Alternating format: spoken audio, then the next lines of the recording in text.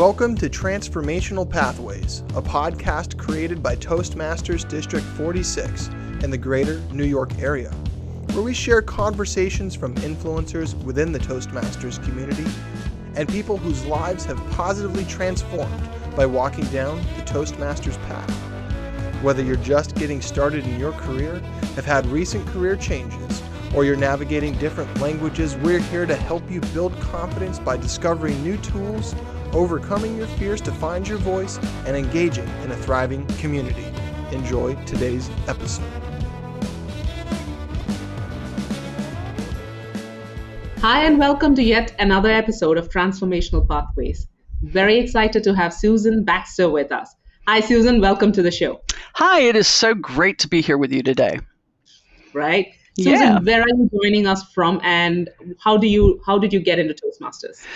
I am joining you from my home. This is my home office in Orlando, Florida. And yes, I'm a member of District 46. I started Toastmasters. It's a very interesting story, and let me back up for a second. My career is I am a college educator. And I work for a college in Midtown Manhattan called LIM College. It focuses on the business side of the fashion industry. It is a small niche college, been around for over 80 years. And several years ago, I was promoted from a department chair position to the Dean of Graduate Studies. Now, I've been teaching since 2003, online, in the classroom, whatever.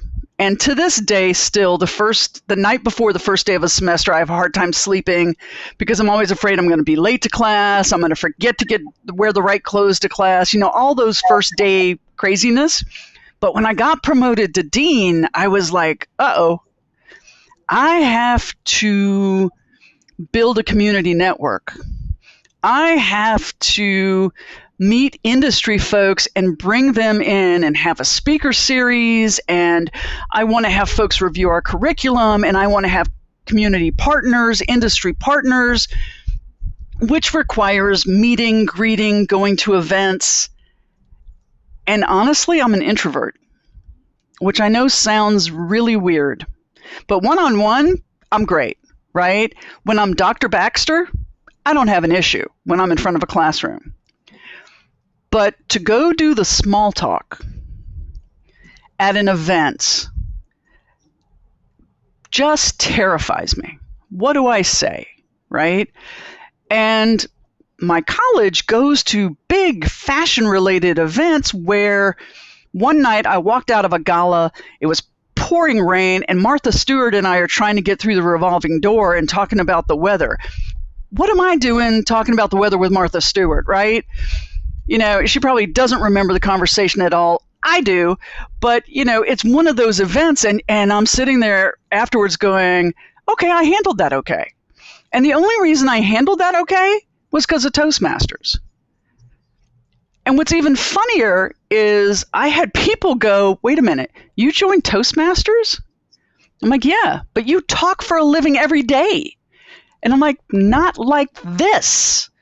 I don't have to do this kind of talking every day. I have to talk about what I teach, but the small talk, what we call in Toastmasters table topics, I don't have to do in the classroom, right? But I have to be able to do the networking, the meet and greet, however you want to describe that. I have to be able to do that in this new role. So as soon as I got the position, the first thing I did was looked up Toastmasters near where I was living. And at that time, I was on the Upper East Side of New York City, and the closest one to me was the 96th Street Y, or East Side Toastmasters. Wasn't real thrilled they were on Friday nights because it's, at the end of a long week. And so I didn't go right away. I went to a couple of others in different parts of town because my office was in Midtown. And I'm like not finding a great fit. And then I went to East Side. And it's a large club, right? Most Fridays, 35 plus people, sometimes 50. And they're welcoming. They're friendly. They meet you at the door. Other members come through, and if they don't recognize you, they're saying hello. When they introduce guests afterwards, people come up and talk. When they were meeting in person afterwards, it was like, here's where we're going. If you want to continue the conversation, they would go out and grab a bite to eat together to try to build that community with each other and that support system, which was fabulous because most of those folks didn't live on the Upper East Side. They worked near there. So they'd come after work and then go home, but they all wanted to get to know each other better. It was such a warm and inviting community that I learned a lot about Toastmasters. Learned about another club called New York Storytellers, which was a smaller, more intimate club. So I was a member of both for quite a while. And funny, I learned that a lot of people are in more than one club, which originally I thought, that's bizarre. Why do you need to be in more than one? And then I realized different clubs are different, right? They have different rules, different ways of doing things. And storytellers focuses on telling stories, which you may think isn't important. But if I'm trying to pitch a graduate school, I have to be able to tell the student stories. I have to be able to explain why a CEO of a fashion company needs to come talk to our students. I have to be able to network with parents and tell them why our school is so good for their kids to come to, right? So it was a win-win for me that I was in both clubs for so long. And when COVID hit, the clubs all went virtual, and I'm still a member of Storytellers. I'm no longer a member of East Side, but now I'm a member of District 46 Podcast Club. In fact, I'm president of both clubs right now. So it's been quite a journey in Toastmasters for me. I've only been in Pathways. I know there was an older system, never saw it, never did it. But Toastmasters helped me be quite successful when I was dean and helped me feel much more comfortable doing my job and meeting people and cold calling, if you will, different CEOs and stuff to come be a part of the speaker series. Mm-hmm. So that it worked really well for me, actually. That was a really long answer to your question. My apologies. I mean, I'm really fascinated and inspired by what you said. You know, your answer addresses so many questions I was about to ask. Why did you join Toastmasters? What did you take from it? And, you know, you've delivered so well. But it's interesting to note that you also member of New York Storytellers. One of my very close friends started it. Mm-hmm. I've been there a few times, and I think it's great. Here's a fun fact. I love storytelling. So I like to believe I'm a storyteller too. And that's one of the best ways to engage the other person, or if you want to sell them an idea or concept or product, stories are the way to go. So it makes more sense that even in your role as a dean that you use storytelling, right? And you know what's interesting? This is the first time I've heard someone say that I'm okay speaking to a large audience. I'm just not comfortable with small talk. That's not what you heard me say, though. What you heard me say was when I was Dr. Baxter. So when I put on that suit, that armor of who I am professionally, I can be at Lincoln Center and announcing the graduate school is, you know, to the college president going, they've met all the criteria. And I mean, imagine all the people at Lincoln Center, right? All the parents and everything, packed standing room. I can stand on that stage and do what I need to do as Dr. Baxter. But when I'm Susan, that's when the fears hit of, am I going to say the right thing? I don't feel that way when I'm Dr. Baxter because I'm pretty secure in my role and what I'm supposed to do, right? But when it's me in a crowd as just me and not Dr. Baxter, then it's, what do I say? And when you're meeting, you know, industry folks or partners like that, they don't know me as Dr. Baxter. They just know this is Susan from LIM College, you know. So you've got that going on. So what do you think happens when you switch those hats? I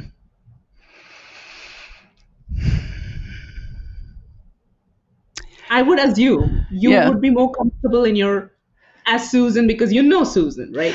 I think I'm more comfortable in my professional skin than I am in my personal skin in social settings. In social settings, in my personal skin, I'm more comfortable one-on-one, right? And I noticed this is to me bizarre, but this is what I do. When, in Toastmasters, we do icebreakers, right? Your first speech is an icebreaker. And it's supposed to help you feel comfortable talking in front of a group. And it's a non-threatening, any topic you want, tell us something about yourself kind of speech. 4 to 6 minutes, not a lot of time. But I found myself telling stories in my icebreaker. I think my original icebreaker was my birthstone is a coffee bean. And I talked about how when my mother was pregnant with me, she ate coffee grounds. She craved them. And I am a huge coffee fanatic and love exquisite coffee. And Costa Rica is one of my favorite places to go because of their coffee, and Turkish coffee. And I could go on and on about coffee.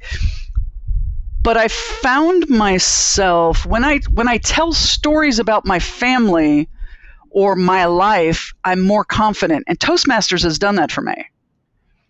Before that, I would just be the person up against the wall at an event watching, because I love to watch and see people. But Toastmasters has helped me now. If I go to an event, I can have a conversation about something I've seen, an event I saw, people watching at an airport, because I travel a lot, or I used to pre-COVID. And so I can make those connections with somebody about something they're interested in. Before that, it was an incredible, awkward moment for me. So I give credit to Toastmasters for helping me through that. I don't know if that answered your question, but... No, it does. I was observing one thing. Most people usually say how Toastmasters helps them in their professional lives. Help them with presentations and meetings and in the workplace.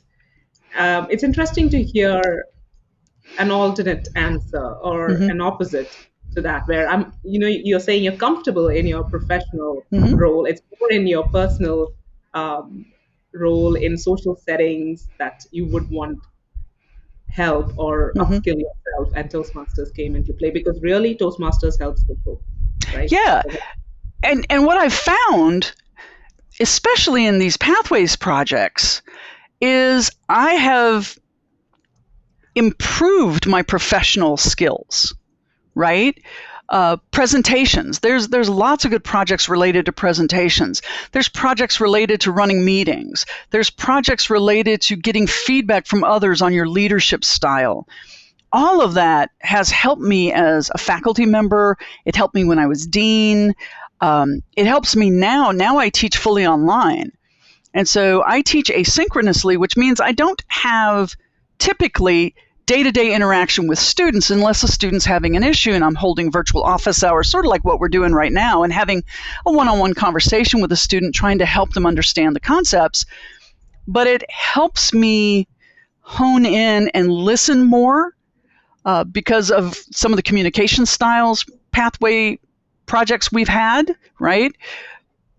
And even though I found storytelling to be very helpful with working with industry folks to explain why I needed them to come work with us, I also find it has entered into my teaching more, because students remember stories more than they're going to remember just some fact. I can take the theory or the fact, but if I don't wrap it in something memorable, it goes in one ear and out the other. They may remember it for a test, but I want them to remember it when they're at work, right? If I've got students who are wanting to get in I teach marketing. If I got them wanting to get into the marketing field, I want them to be able to apply what we're talking about in class at work. So they'll remember it more often if it's a memorable story. I mean, think about Super Bowl commercials. Most people watch the Super Bowl for the commercials, and the ones people remember are the ones that either are funny or strike a chord emotionally.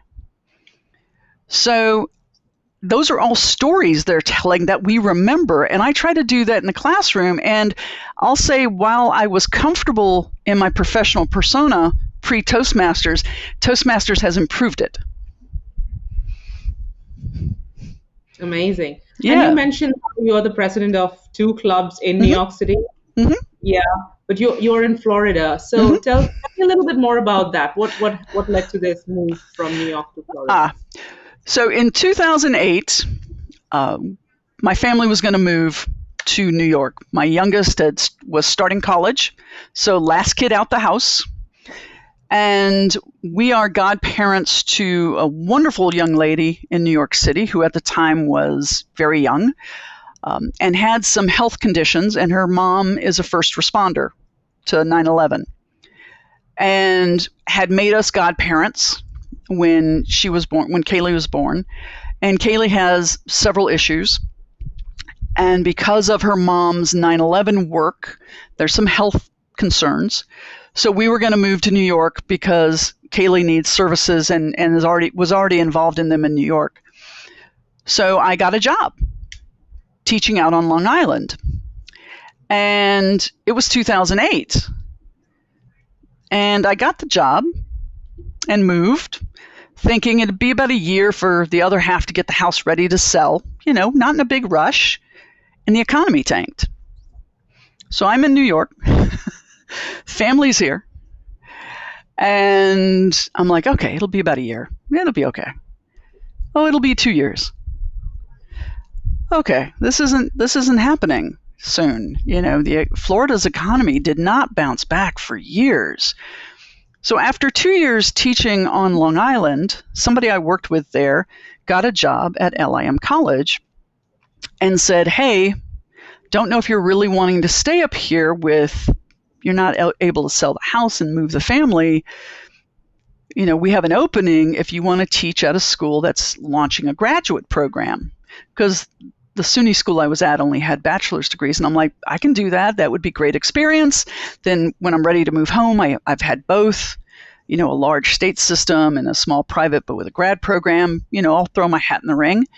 And I got hired thinking I would be there a max of 2 years. Honestly, I've been there 13. So I commuted, but back when I started, it was $105 round trip on JetBlue or Southwest, because Southwest to Long Island and JetBlue to JFK. And, I found cheap places to rent. And about 2.5 years ago, right before COVID, August before COVID, my job changed from dean to being a full-time online faculty member. I was offered that role, and I said, great, I can be home full-time. And so I moved back to Florida, and then COVID hit. So thank heavens I had already moved back to Florida. But while I was in New York, I joined Toastmasters, and I was an area director. I think I was the first virtual area director for District 46 when COVID hit. And now I'm president of 2 clubs because both clubs are virtual. Storytellers will probably go hybrid. Podcast Pioneers launched in June, and they will stay virtual. We have folks from all over as members of that club. And so I'm president of both this year. My term ends in June. And there you go. But I love District 46. They got great people in it. Absolutely. That's absolutely right. Now, you mentioned you're a member and president of several different clubs. And each of these clubs have different personalities. They cater to different requirements that you might want to have. And, as a member or as a person who wants to explore Toastmasters, you have so many options available. And you can choose to go with multiple because maybe you want to build or develop your storytelling skills. Maybe you want to learn how to do your own podcast. Maybe you want to build your debating skills and so on. Sure. And you can be a member of so many different clubs, right? Right. What does the podcasting club do? So, how does someone benefit? So the podcasting club started in June. We launched in June, so almost a year old. And we have guest speakers come in and do educational sessions to teach about, it started out with teaching about how to build a podcast. What do you need? How do you do it? What tools? And then this season, we already have 13 podcasts up. And members work with other members, mentors, to do this. This first season is like storytelling about yourself. And so we've got 13 episodes up already. And next season, I think the skill they're going to learn is interviewing. But every season has a theme, and there's a group of mentors who work with folks. We have Sue Brooks, who's in our club, is an amazing graphic designer, and she does the artwork or helps folks with artwork if they need it. We've got folks who help them with the audio, with the music if they want music, and getting it up and running. And what's interesting is Toastmasters now has a podcast pathway project. So once they get their podcast up with us, then if they want to launch their own, they can, or they can add to their podcasts and do that project.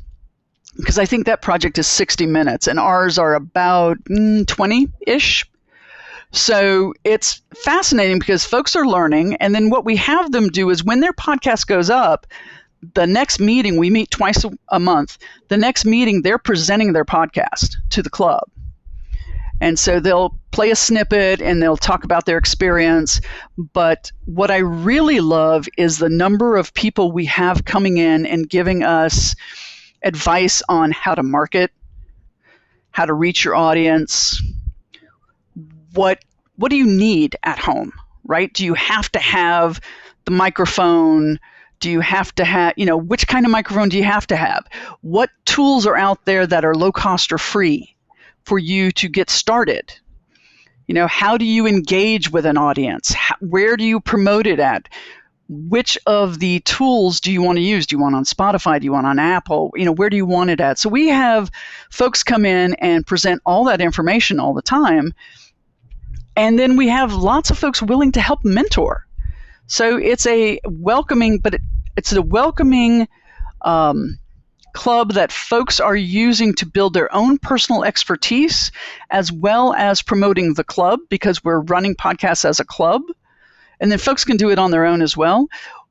It is an advanced club. So that is one thing that makes it different, in that you have to have reached a certain level in Toastmasters to join. So it's not anybody can join. I think you have to have completed one pathway to get in. But that's so that you understand the system and you can come in and know what you want to work on.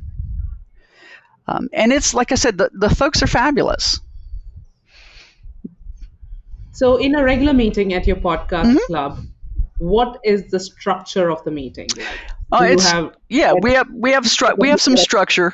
I'm casual, right? And so it's a little more structure than I would have, but I'm cool. So we start with whoever the Toastmaster is of the day, welcoming folks. Then the president, which is me right now, gets introduced and I say a few words. Then we start typically with an education session. Then we'll have folks do regular projects. So if we have a podcast that's been launched, at the beginning we didn't, right? Because we had to get folks trained on how to do things. So we would have regular projects like Toastmasters being done, and we would have those just like a regular Toastmaster meeting where those would be evaluated. We would have table topics, but they're typically around podcasting. And then we have the regular evaluations that we do with the timer and the grammar, etc. We have added over the first year a listener role where the listener will then ask questions of everybody who attends to see what you were paying attention to, right? And we also talk about, like everybody does, things we can improve on, whether the general evaluator, whether or not we ran over or not. We also, at the very end, make sure we have as many of the roles for the next meeting filled as possible. So those are done. what I love about this group is that something happens, right? It's been COVID. People get sick. So somebody was supposed to give a speech or a project, and we don't find out till Sunday they can't because they got sick on Saturday. So we have people who step in. We had somebody who was supposed to do an education session who couldn't. Somebody stepped in and did one at the last minute. So our team of folks in the club are very responsive to helping and making the club successful, which has been a fabulous first year. For me as a club president, I mean, this is my first year being a club president for any club, and I ended up being president for 2.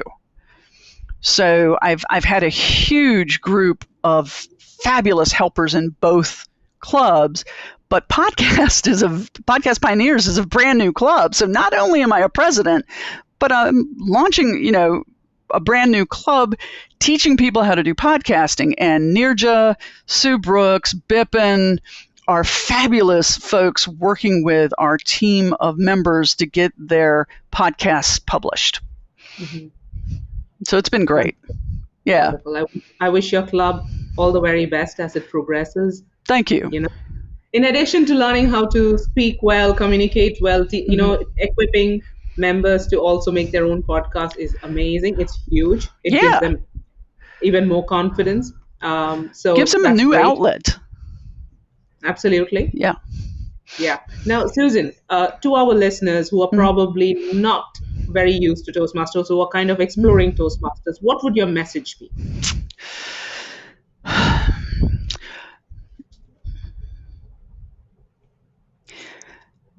One of the biggest fears for anybody is public speaking.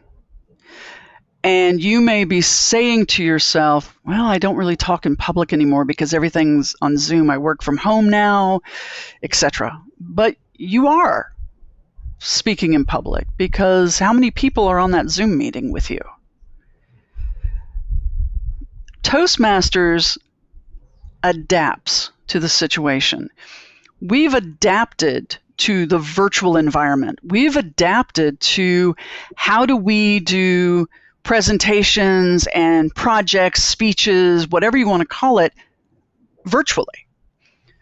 It also allows you to not only explore different clubs, and as was mentioned before, there's storytelling clubs, there's debate clubs, there's Robert's Rules of Order clubs, there's humorous clubs, there's all sorts of clubs. There's dual language clubs. If you want to learn another language, District 46 has tons of dual language clubs, which are wonderful to go to. So you have all that. But additionally, you can visit clubs anywhere in the world right now. I know people who have tried to visit clubs on every continent. I have not been that successful at that, but I have gone to clubs in the Virgin Islands without leaving my home. Sad that is, because I'd love to leave my home to go to the Virgin Islands, but hey, we'll take it. And I was fortunate as a member of Eastside when COVID first happened to be one of the speakers at a Toastmasters meeting with the Wuhan, China Toastmasters Club. And they had already been in lockdown for a couple of months with COVID because it hit there first. And so they were presenting, and Eastside was there as well as people from a few other clubs. And I was fortunate enough to be a part of that and have that experience. So that was fabulous. Hopefully, if you're looking at Toastmasters, one of the things to consider would be why. Are you looking at it to learn another language? There's a club for that. Are you looking at it because you're trying to lighten up a little bit? There's humorous clubs, right? Are you terrified of speaking in front of other people? Then think about, do you want a large club or a smaller club? That's going to be what your comfort level is. The large club, you can hide in the back for a while and watch how it goes, right? And you can see what's going on and go, okay. The smaller club, you're going to be noticed sooner, but it's smaller, so it potentially, and the ones I've been to, have been significantly supportive and are there just to help coach you through it to get you moving on your pathway. Toastmasters will do for you whatever you want it to do. You just have to put the effort in. There are projects for everything. If you have to give presentations at work, there's projects for that. If you're worried about presenting something to the boss, there's a project for that. If you have a hard time, you find yourself in the elevator and there's somebody there from another department that you really need to talk to about a project, but you have a hard time with that real quick elevator pitch, we call that table topics. You can gear your table topics to work. You may have a corporate club. Gear your presentations to what you do at work. Make them useful for you. You can tweak the project topic to fit what you need. I've been in meetings where people don't talk about their personal life. They talk about work or an experience that they saw, something they saw outside or something philosophical. When I do speeches or projects, I typically talk about my personal life. That works for me. Doesn't work for everybody. So you can do whichever way you want. There's not a wrong way, which makes Toastmasters work for anybody. And it is the best money you will spend to get support to help improve not only your public speaking, but you'll make connections with people from every walk of life. And it's fabulous. Wow, Susan, thank you. I couldn't have said it better. I really hope it inspires many more of our audience to join Toastmasters, or at least try it, explore it, go as a guest, find something that suits your needs, because like you said, there are so many different options available out there, right? And it's definitely very economical. It's a great value for money that's spent on developing public speaking skills. So thank you so much. Oh, my pleasure. This has been fun. Yes, and I'm so happy that we had you on this episode. Well, thank you. Thank you so much for joining us on Transformational Pathways. If you enjoyed today's episode or got anything out of it, please rate, review, and subscribe. And if you're interested in learning more about Toastmasters District 46, check out the link in the show notes below.